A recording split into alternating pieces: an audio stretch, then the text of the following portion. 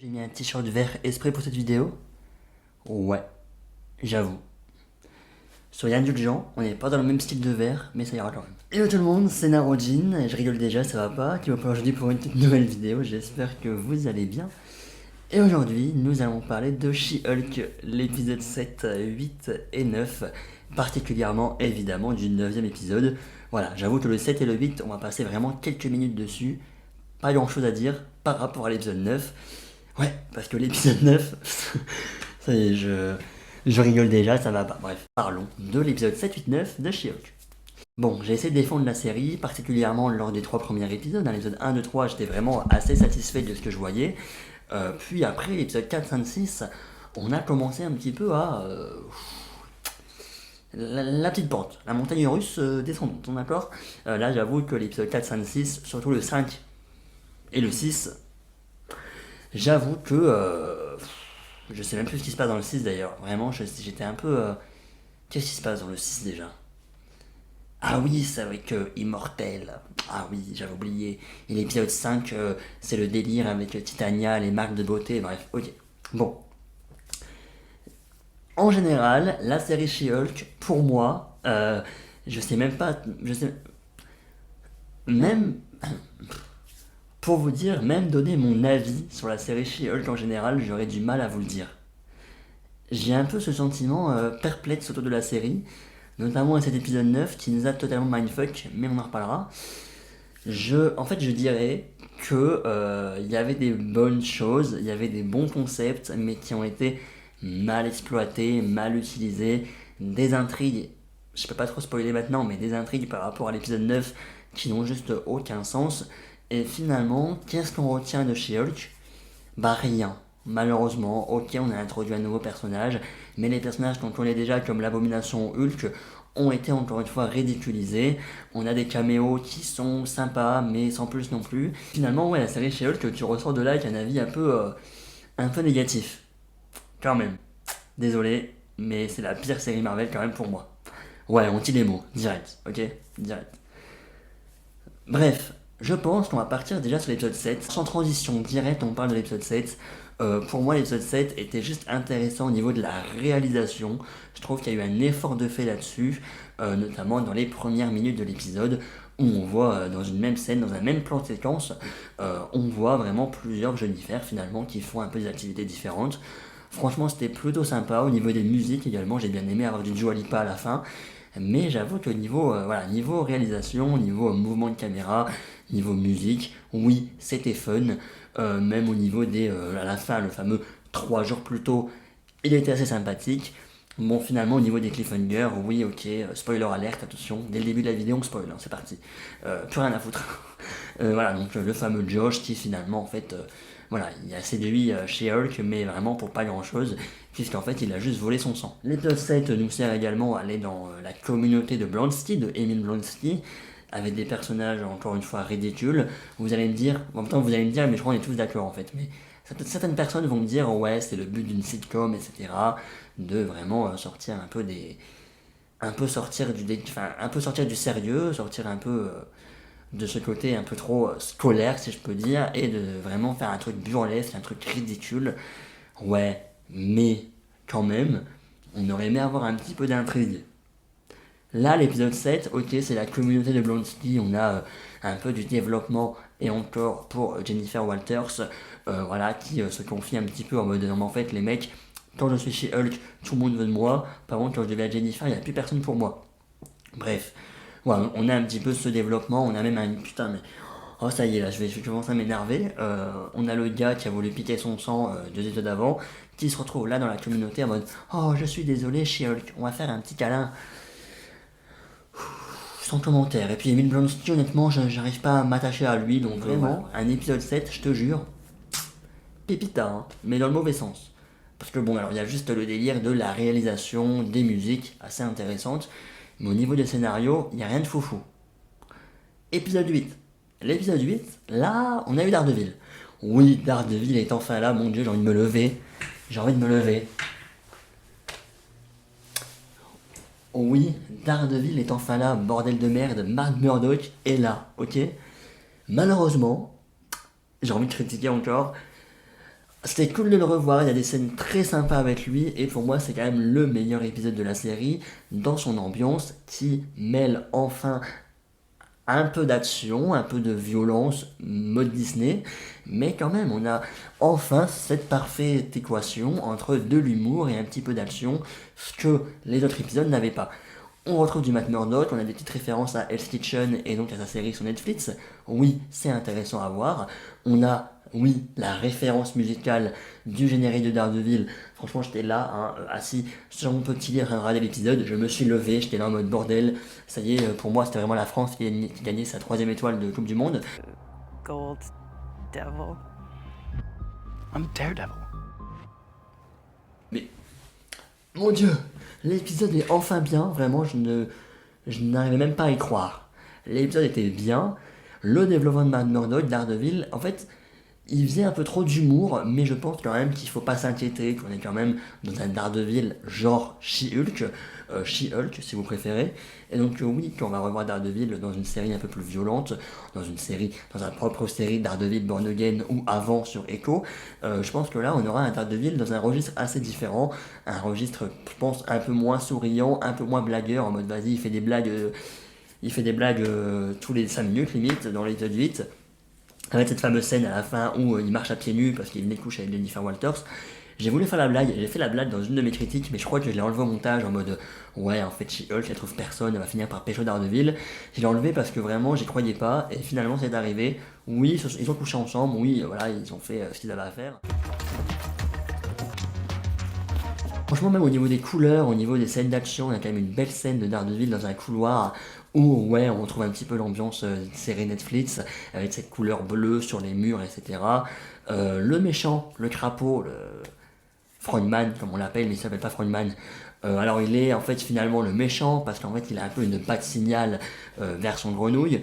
Bon, honnêtement, ça restera l'un des personnages secondaires d'un épisode le plus intéressant, parce que oui, par exemple, du Immortel ou du Titania, on n'en voulait pas. Là, enfin, avec quelque chose de assez intéressant, je trouve, même si un peu trop joué sur l'humour, mais voilà. Moi, honnêtement, je ne critique pas qu'il y avait trop d'humour, parce que je sais très bien que c'est une sitcom, et j'aurais pas d'argument pour défoncer... J'aurais pas d'argument pour défoncer le fait qu'il y a trop d'humour. Ouais, c'est une sitcom, ok, d'accord, on peut valider le fait qu'il y a des gags un peu burlesques, un peu ridicules, un peu absurdes. Bref, on est d'accord. Il fait des blagues, il y a un peu des scènes d'action, des couleurs. On représente vraiment un peu de bleu au niveau des murs dans ce couloir. On a également des LED assez rouges, un côté un peu plus rouge au niveau des gratte-ciel, etc. Ouais, il y a eu un effort de fait au niveau des couleurs, au niveau de la réalisation, au niveau des musiques, un peu des sons également, donc, dans cette référence musicale. Ouais, il y a eu un effort et ça fait du bien de voir ça. On aurait aimé voir ça toute la série parce que l'épisode 8 était vraiment très bien et je l'ai beaucoup aimé. You don't ever do this. Just follow my lead.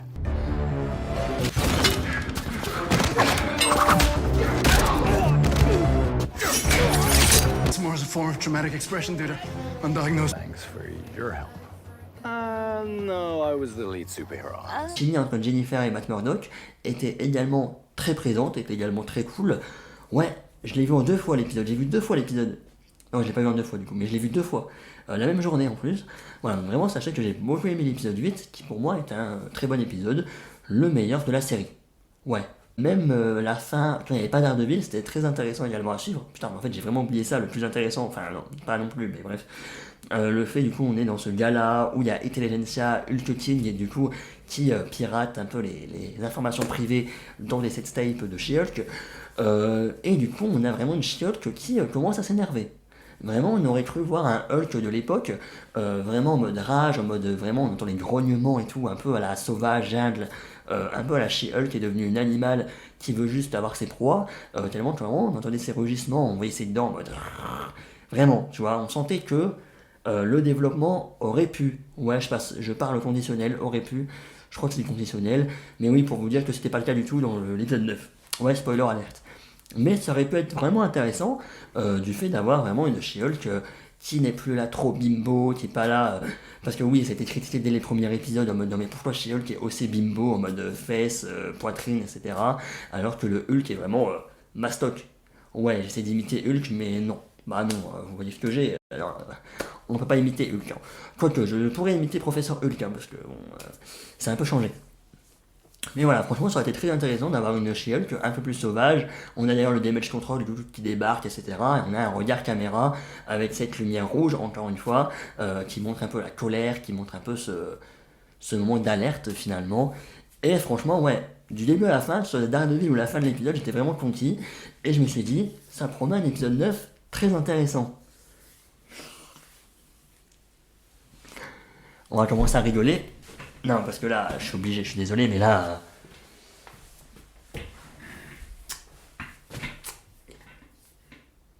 Quel est l'intérêt de l'épisode 9? Non mais je vous le demande.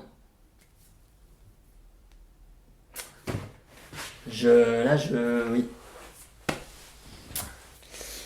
L'épisode 9. Je sais même pas par où commencer, il y a trop d'informations. L'épisode 9 n'a vraiment aucun intérêt et toutes les intrigues qu'il y avait eu ont disparu.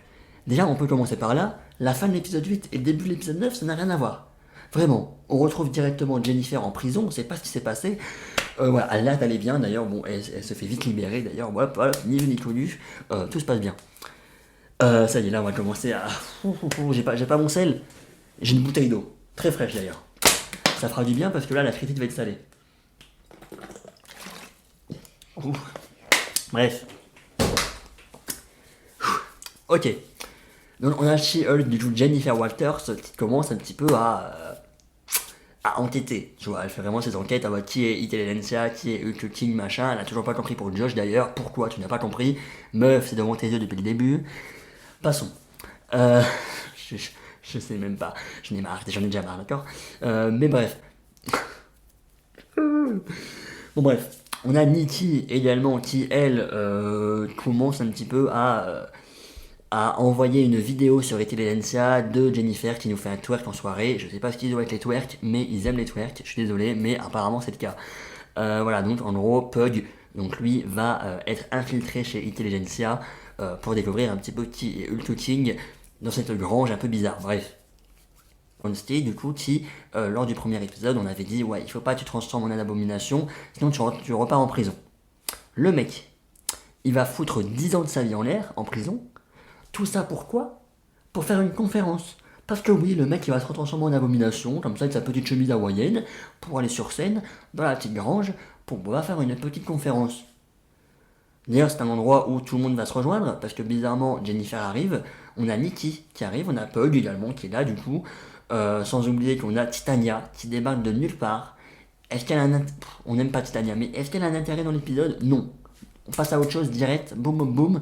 Titania elle débarque juste pour dire au revoir limite parce que bon voilà bref donc on a l'abomination qui est là, bref, et on a Todd. Todd, c'est le gars qui est rentré en date fétichiste ou je sais pas trop quoi, le gars lourd qui dans l'épisode 8 du coup avait volé la lance d'un Wakanda, il est au restaurant et du coup She-Hulk elle a balancé la table et un verre sur lui parce qu'il voulait un peu la séduire, mais un peu séduire en mode bof. Et ben, vous savez quoi?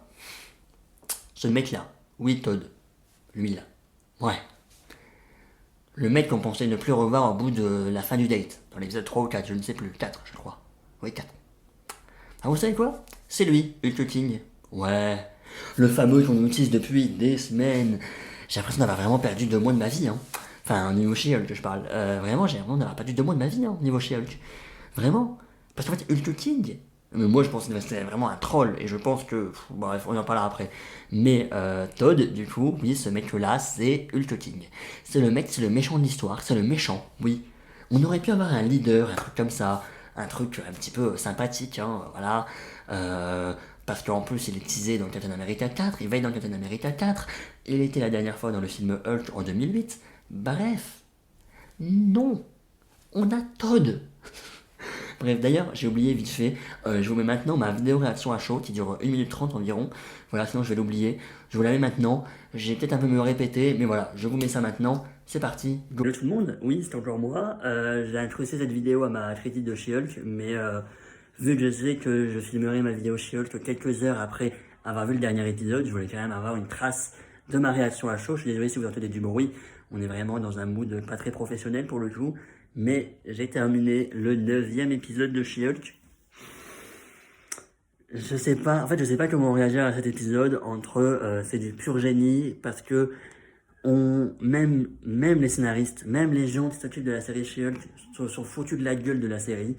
Donc j'hésite entre eux, c'est du pur génie, ou alors c'est juste du foutage de gueule, de nous avoir fait 9 semaines, d'accord, 9 semaines et plein d'intrigues, et d'un coup, comme ça, She-Hulk, elle court, elle va dans les studios Marvel, et hop, comme je défie dans le gardien, hop, elle enlève toutes les intrigues, utiliser Intelligencia pendant je sais pas combien d'épisodes pour finalement que ce soit Todd, Lotton, hein, le leader, ni vu ni connu. On a également Valentina Delfontaine, elle n'est pas là. Là, pour les futures intrigues du Marvel, qu'est-ce qu'on a? Je ne sais pas. En fait, l'épisode 9 est un mélange de trolls, d'accord? Franchement, quand on voit cette scène-là avec She-Hulk qui casse son truc, franchement, je crois que c'était un problème de ma télé. Après, j'ai vu qu'il y avait Doctor Strange et The Multiverse of Madness, pas disponible en France avant quelques années sur Disney+. Voilà, je souffle, là, on a quand même un caméo de les Blanche-Neige et Sentinelle en She-Hulk. Bon. Un caméo de la statue de Mickey, bref, rien qui va. Mais franchement, niveau référence, je trouve que c'est du génie parce qu'ils ont brisé le 4e mur à ce point-là. Mais au niveau du scénario, on a le fils de Hulk, on a Daredevil qui revient, on a Wong qui revient. Ils ont mis tous les caméos dans un même épisode. Il y a Titania, on sait pas quel... j'ai l'impression d'avoir perdu 2 mois de ma vie avec 9 épisodes de She-Hulk tous les jeudis. Pour finir là-dessus. C'est juste du troll, c'est pas possible. Non.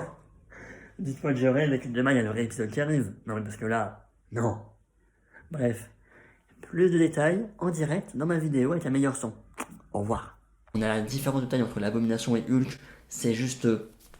voilà. Je te dis pourquoi, vraiment.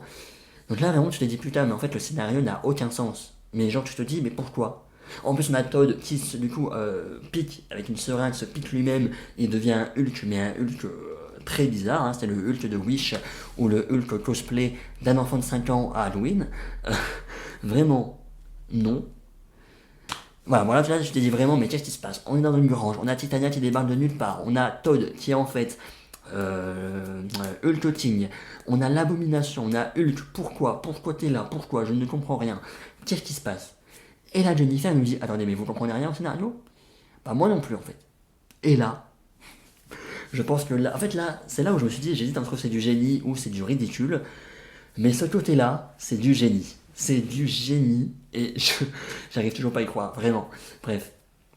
She-Hulk, du coup là, d'un coup, bam, on arrive sur l'écran Disney+, vous le voyez là, l'écran Disney+, avec le grand Marvel, avec les différents programmes et tout. Là, d'un coup, mon réflexe, c'est de prendre la manette de ma Play, du coup, ma télécommande, du coup, en mode, oula, désolé, j'ai fait une mauvaise manip, on y retourne. Et là, je vois qu'en fait, il y a Doctor Strange et The Multiverse of Madness sur l'écran. Et là, tu te dis, alors non, on n'a pas Doctor Strange, Multiverse of Madness, on n'a pas les Éternels non plus, sur Disney+, notre Disney+. Donc non, en fait, c'est pas un problème. Not gonna stop me. All right, let's see here. No, yeah, no. Ah, Marvel Assembled. That'll do.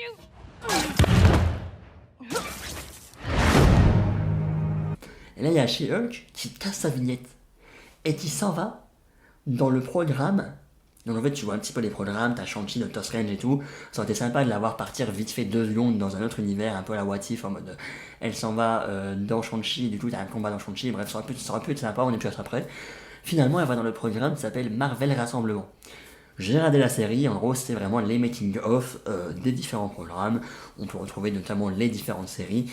On va se retrouver avec un making-of de She-Hulk, on va rien comprendre. Voilà, donc Thor récemment, on a eu également Doctor Strange, je crois, Doctor Strange 2, oui, Hawkeye, Shang-Chi, Moon Knight, bref, chaque programme Marvel, Disney+, ou Ciné a le droit ensuite, quelques semaines après, à un making-of sur Disney+. Et là, c'est le début du génie, je pense. Le brisage du 4e mur, She-Hulk, donc le personnage de She-Hulk, je vais oser dire la phrase, le personnage de She-Hulk se retrouve dans les parcs Disney, dans les studios Disney, ouais. En gros, c'est comme ça que nous, on allait en Californie ou je ne sais où, je ne sais même pas, à Los Angeles, bref, aux États-Unis, que nous, en tant que nous, moi Victor, je vais dans les studios. Et du coup, c'est She-Hulk qui va, en tant que personnage et en tant que spectatrice.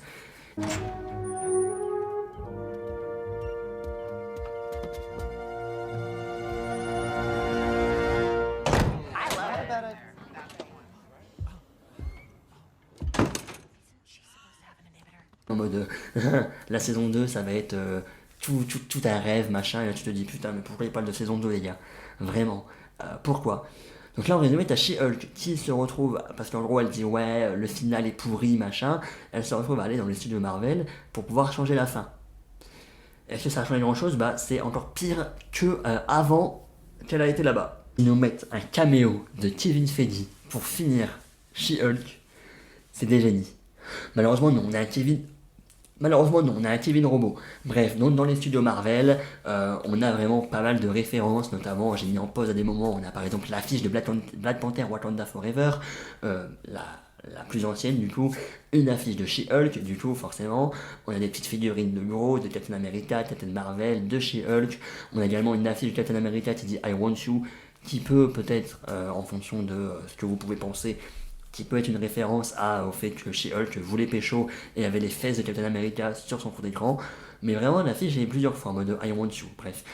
On arrive dans cette grande salle, là on a pas mal de scènes de films, dont une scène de Doctor Strange and the Multiverse of Madness, donc ce qui prouve que vraiment She-Hulk se passe vraiment là, après tous les films, etc. je pense. On a pas mal de scènes, d'images, etc. On a la petite musique Marvel Studios, et là on a Kevin le robot. Mais là, ça nous a totalement mindfuck. Parce que là on s'est dit, mais pourquoi? On a quand même She-Hulk qui brise le 4ème mur, mais là vraiment, qui se retrouve dans les studios Disney Marvel, pour essayer de changer la fin, parce qu'en fait vraiment, c'est ce que je voulais dire tout à l'heure, voilà, quand on parlait de troll, etc. La série, c'est ce qu'elle fait. Le fait que She-Hulk dit c'est un final pourri, etc. Ouais, on sait, voilà, en fait elle sait ce qu'on va penser après avoir vu l'épisode. On a également cette histoire de budget, d'effets spéciaux, où ce robot dit ouais vas-y je vais tout te raconter, mais pour ça faut que tu te remettes en Jennifer Walters, mais hors caméra, parce que sache que les effets spéciaux ça coûte cher et qu'on est actuellement sur un autre projet. En gros, du coup, She-Hulk elle a redonné à Jennifer Walters, mais hors caméra, parce que voilà, ça parle vraiment des blagues au niveau des effets spéciaux de la série, du budget de la série. On est vraiment dans un 4ème mur, mais propre. Là, on a des petits teasings parce que par exemple, il y a She-Hulk qui fait ouais, on enlève Hulk, et là t'as Kevin qui fait non, mais attends, il devait vous expliquer ce qu'il a fait pendant 2 ans sur sa carte et tout. Et là, il y a quand même She-Hulk qui nous sort non, mais ça attendra un prochain long métrage. Dans la série She-Hulk, vraiment en mode troll, ça nous annonce clairement qu'il peut y avoir un film Hulk en préparation. D'ailleurs, j'attends la news dans les prochains jours. Hein. Moi, je dis que le film Hulk va arriver. Bref, donc voilà. En gros, de base, Hulk était là vraiment pour nous expliquer toute sa vie sur sa carte pendant les 2 ans. Et hop, She-Hulk, elle a coupé. She-Hulk, elle a fait non, mais ça, c'est ma série, ça, tu l'attends dans un prochain long métrage. Hop, on s'en fout, on passe. On a également la vanne de Kevin qui fait ouais, on se reverra dans un grand écran, machin. Et là, Jennifer, c'est vrai. Et là, lui dit non. Bref, ça peut dire que oui, She-Hulk est dans le MCU et She-Hulk sera sur le grand écran bientôt. Également du coup la rêve d'X-Men, et enfin oui la rêve sur Daredevil en mode mais si on réapparaissait Daredevil, là vraiment je me suis dit mais what the fuck, ils vont vraiment mettre Daredevil, vraiment. Bref, finalement ils ont fait tout un pataquès sur le 4ème mur pour que finalement Hulk Kid soit toujours Todd, mais que finalement il ait un procès et voilà, il ne se transforme pas en Hulk et tout, bref.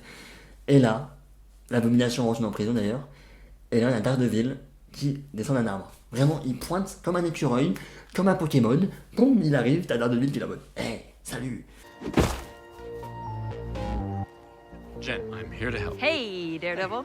Vraiment, là je crois que mon cerveau a complètement débloqué. Voilà, j'étais assis sur mon lit, je me suis retrouvé limite à me taper la tête sur la porte en mode mais putain, mais qu'est-ce que je regarde là. On parle des... Je suis pas fou, d'accord.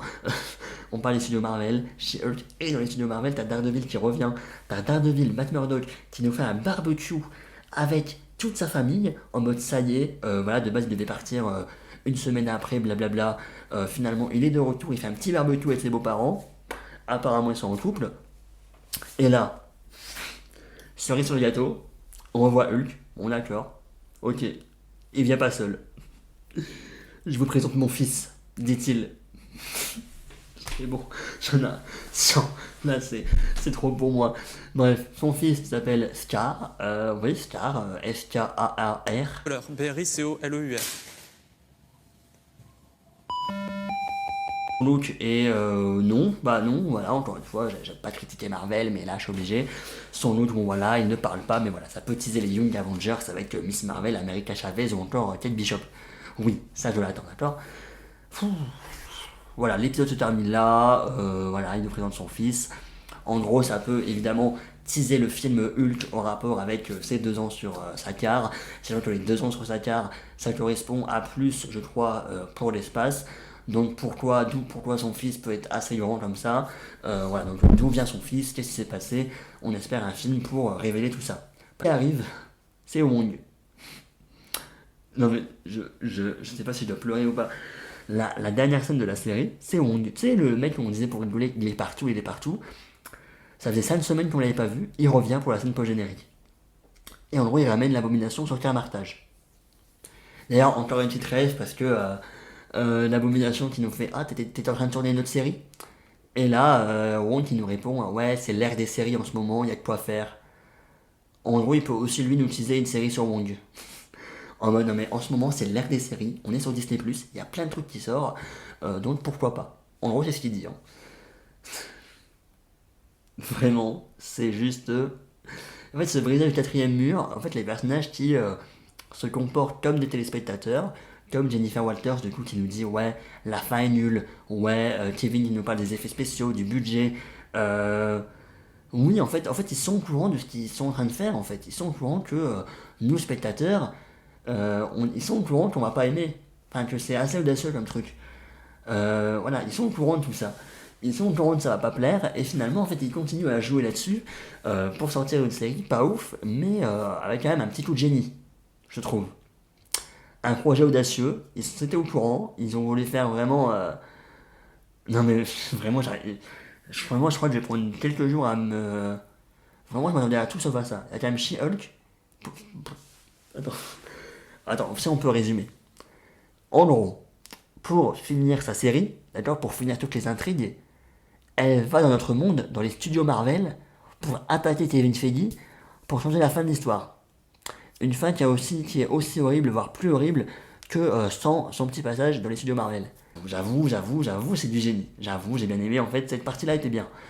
Mais au niveau des scénarios, l'abomination qui, il reprend 10 ans de prison parce que il reprend 10 ans de prison parce qu'il était en train de faire une conférence.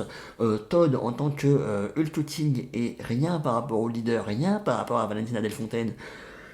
Le fils de Hulk, bon, ça peut teaser un truc, mais en même temps, bon, faites-le parler et faites un meilleur physique, s'il vous plaît. Bref, vraiment, j'ai l'impression de ressortir de 9 semaines de chez Hulk avec pas grand-chose à mettre sous la dent.